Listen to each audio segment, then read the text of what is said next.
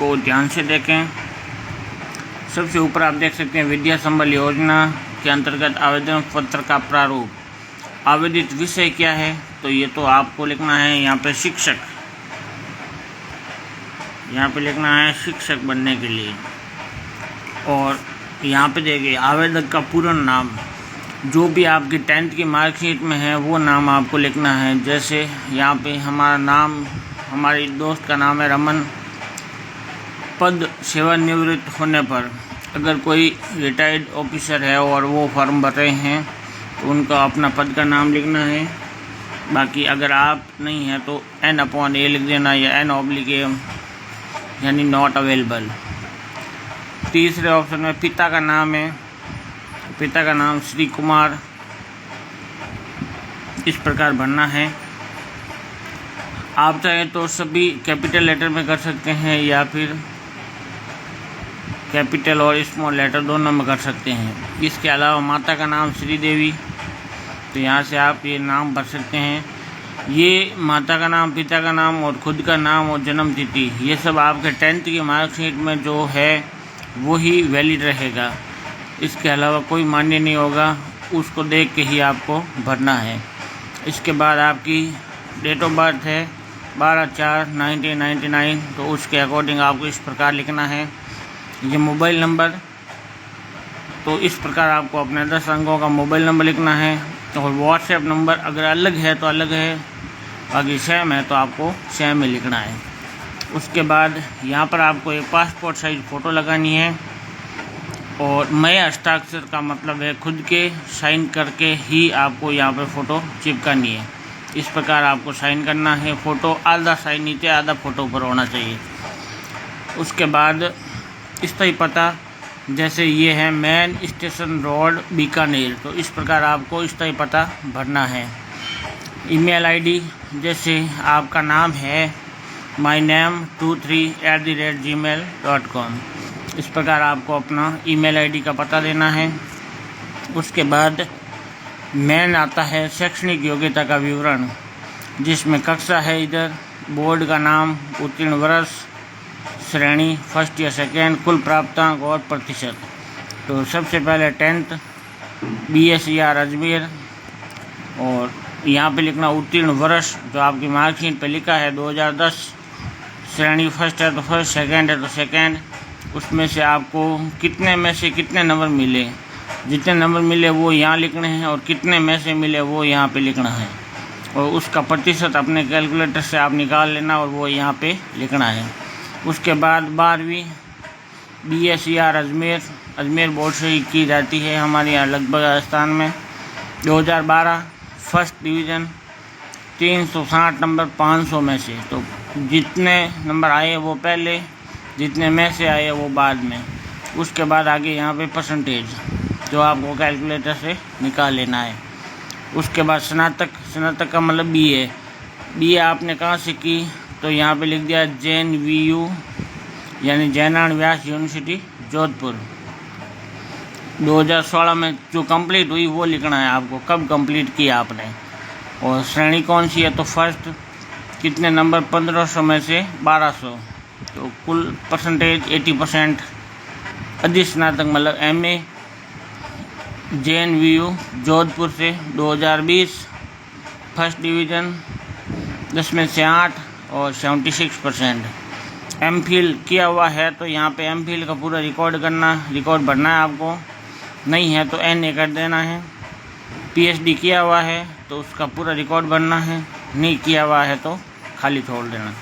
JRF अगर आपने clear किया हुआ है तो यहाँ पे करना है, नहीं किया हुआ है तो नहीं करना है। नेट कौन करवाता है आपको पता है, नेशनल टेस्टिंग एजेंसी द्वारा करवाई जाती है।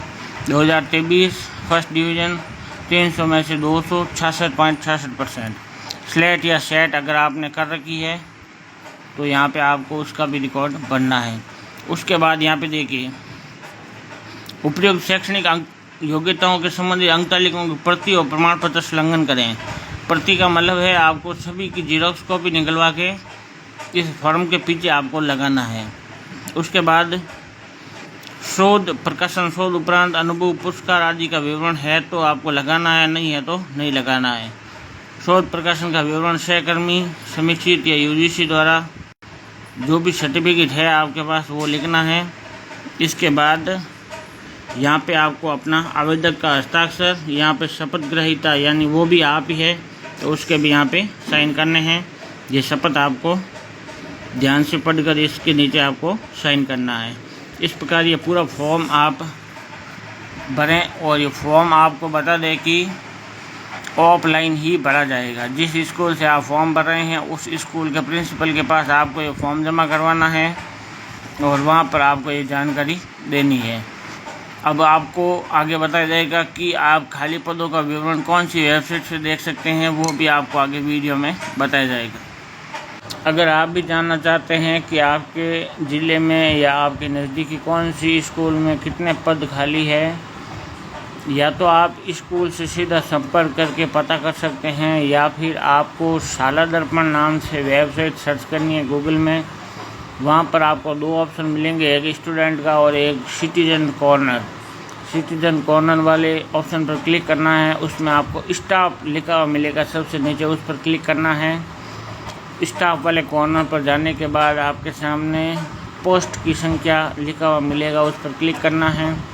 उसके बाद आपके गांव का या नज़दीकी गांव का जो भी आप सर्च करना चाहते हैं उस पर क्लिक करना है और वहां से आप ये वैकेंट पोस्ट चेक कर सकते हैं।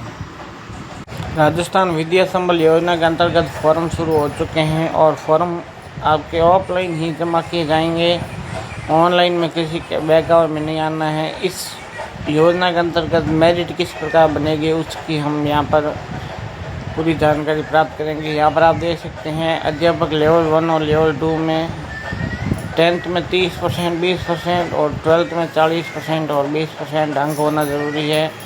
L2 के लिए स्नातक में इस प्रकार अंकों का अंकभार रखा गया है।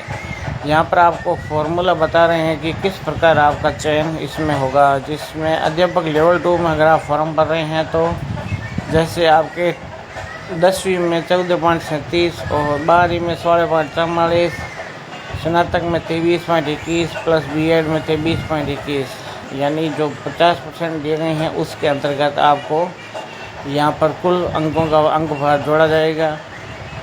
यानी आपके 12th या 10th में जितने भी अंक बने हैं उसके 30% और 40% जोड़े जाएंगे। कुल अगर आपके 77.23% हो रहे हैं तो इस अनुसार आपकी मेरिट लिस्ट बनाई जाएगी। और सेकेंड ग्रेड में 10th में आपके 30% यानी 20% जुड़े जाएंगे, यानी 7.18 अंक हुए। और 12th में आपके 30% यानी 8/22 अंक और स्नातक में 50% ऐड किए जाएंगे, यानी 38.68 नंबर हुए।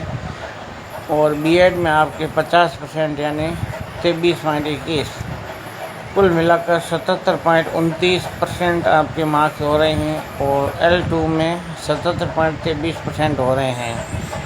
ये दोनों ही आप सेकेंड ग्रेड और L2 के लिए एक ही पद पर 2 उम्मीदवार 2 आवेदन भर सकते हैं।